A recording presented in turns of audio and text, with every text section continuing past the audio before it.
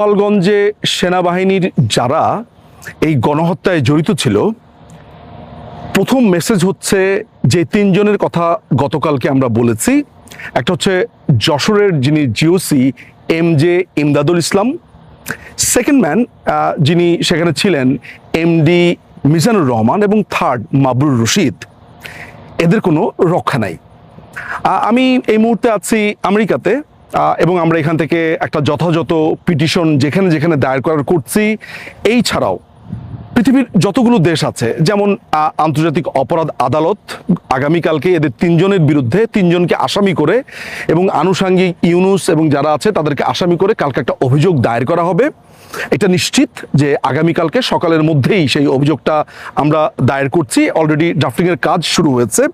ইতিমধ্যেই আমরা ইউনাইটেড নেশনসকে গতকালকে 3টি ডিপার্টমেন্টে আমরা চিঠি পাঠিয়েছি এদের পুরো গণহত্যার বিবরণ, কিভাবে তারা খুন করেছে, কিভাবে ঘটনা ঘটেছে সেগুলো। আসলে আমরা অনেক সময় যেটা করি সেটা হচ্ছে আমরা বলি যে এইটা করব সেইটা করব, আমাদের আসলে অ্যাক্টটা অনেক সময় করা হয় না বা স্লো হয়। কিন্তু এই সেনাবাহিনীর এই জামাতি হিজবুতি যে সেনাবাহিনীটাকে এখন আমরা দেখতে পাচ্ছি, বিশ্বাস করেন এটা আমাদের জন্য হার্ট ব্রেকিং। আমি যখন বলছি সেনাবাহিনী জামাতি হিজবুতি, আমার ধুম করে কয়েকটা মানুষের চেহারা মনে পড়ে গেল। যেমন আমার শিক্ষক, আমার সরাসরি শিক্ষক, তিনি রিটায়ার্ড করেছিলেন ব্রিগেডিয়ার হিসেবে, brigadier Kaiser Ahmed, Dhaka residential model কলেজে আমাদের প্রিন্সিপাল ছিলেন। আমি যখনই বলি এই নিঝুম মজুমদার, এই পুরো নিঝুম মজুমদার এই ব্রিগেডিয়ার কায়সার আহমেদের হাতে তৈরি।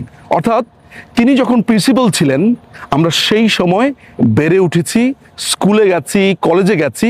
তার যে স্ট্রিক্ট অনুশাসন, তিনি একটা মানুষকে কিভাবে গড়তেন, সেনাবাহিনীর তো তিনিও ছিলেন। অর্থাৎ সেনাবাহিনীর এমন একজন অফিসার যার আন্ডারে বড় হয়ে আজকে গর্ব করে বলতে পারি যে আমরা ব্রিগেডিয়ার কায়সার আহমেদের ছাত্র। সেই সেনাবাহিনীকে যখন আজকের দিনে দাঁড়িয়ে আমি বলছি যে হিজবুতি জামাতি, আমার নিজেরই এক ধরনের আর্তনাদ হচ্ছে। আমাদের সাবেক সেনাপ্রধান আজিজ আহমেদ, আমাদের এর আগে যারা যারা সেনাপ্রধান এসেছেন, অনেক অনেক সম্মানিত ব্যক্তিরা আছেন। যখন আমরা বলি তখন আমাদের একটু খারাপ লাগে যে এই মানুষগুলো তো সেনাবাহিনীকে দুর্দান্তভাবে সার্ভ করে গেছেন। আমাদের বন্ধুরা আছে, আমাদের বান্ধবরা আছে, নানান ধরনের আত্মীয় স্বজন আছে। কিন্তু পুরো সেনাবাহিনীর বিরুদ্ধে আমি বলছি না, আজকের এই ভিডিও পুরো সেনাবাহিনীর বিরুদ্ধে না। এই যে তিনজন অফিসারের কথা বলেছি, তাদেরকে আইনের কাঠ গড়াতে দাঁড়াতেই হবে। শুধু আমি একা না, সারা পৃথিবীর যারা অ্যাটলিস্ট পড়াশোনা করেছেন দেশের বাইরে, তারা আজকে এক হয়েছেন এই গোপালগঞ্জের গণহত্যার জবাব তারা দেবেন। এবং মেধা দিয়ে আমরা কি পাল্টা মারামারি করব না। বাংলাদেশে যারা আছে তারা সংগ্রাম করছে তাদের মতো করে, আমরা দেশের বাইরে যারা আছি তারা এই 3 ইতরের বিরুদ্ধে, এরা সেনাবাহিনীর অফিসারের নামে কুলাঙ্গার, দেয়ার বুচার। আমি আপনাদেরকে একটু ইতিহাসটা স্মরণ করিয়ে দেই। সেটা হচ্ছে মুক্তিযুদ্ধের পরপর এই স্বাধীন রাষ্ট্রের জনক, জাতির জনক বঙ্গবন্ধু শেখ মুজিবুর রহমানকে হত্যা করেছিল কারা? সেনাবাহিনীর কিছু সদস্যরা। ঠিক তার পরপর, এবং তারা নানানভাবে কি করেছে সেটা আপনারা জানেন। এরপরে নভেম্বরে যেই প্রতি বিপ্লব হয়েছিল, সেখানে খালেদ মোশাররফকে হত্যা করা হয়। খালেদ মোশাররফের সাথে ATM হায়দার এবং নাজমুল হুদা, এই 3জন সেনা অফিসারকে, এবং যারা মুক্তিযুদ্ধের sector commander, sub sector commander ছিলেন, তাদেরকেও হত্যা করা হয়। তার কিছুদিন পরেই হত্যা করা হয় কর্নেল তাহেরকে। জিয়াউর রহমান এই হত্যাকাণ্ডটা করে। আবার জিয়াউর রহমান 1977 সালে বিমান বাহিনীর অফিসারদেরকে, হাজার হাজার অফিসারদেরকে হত্যা করে। দুঃখের বিষয়, জিয়াউর রহমান সাহেবকে, তাকেও হত্যা করে এই সেনাবাহিনী।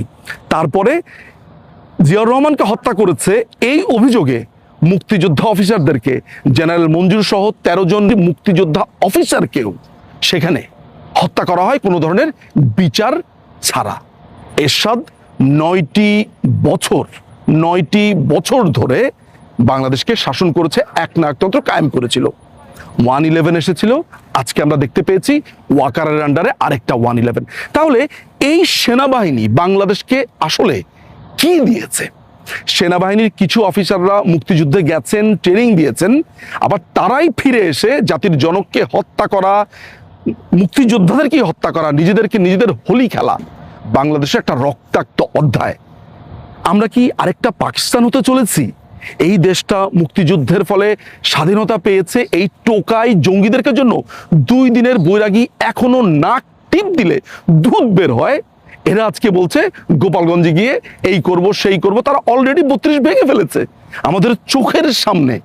এইভাবে আর হতে পারে না। আমরা এতদিন পর্যন্ত এক ধরনের ছাড় দিয়ে এসেছি। আমাদের ধারণা ছিল যে সেনাবাহিনী হয়তো বা পারেনি, 32-এর ক্ষেত্রে আমরা এক ধরনের ছাড় দিয়েছি, এক ধরনের আমাদের ছাড় মনোভাব ছিল, ঠিক আছে হয়তো পারেনি, কোনো কারণ ছিল।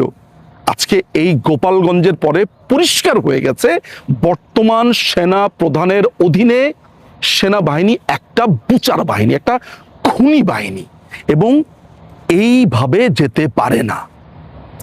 আমেরিকা, ইংল্যান্ড, অস্ট্রেলিয়া, কানাডা, পৃথিবীর বিভিন্ন দেশে যারা আছে, বিভিন্ন দেশের বিভিন্ন কর্তা ব্যক্তিরা যে যত যত জায়গায় আছে, যত ধরনের হিউম্যান রাইটস অর্গানাইজেশন আছে, প্রত্যেকটা দরজাতে আমরা কড়া নাড়ব, প্রত্যেকটাতে যাব।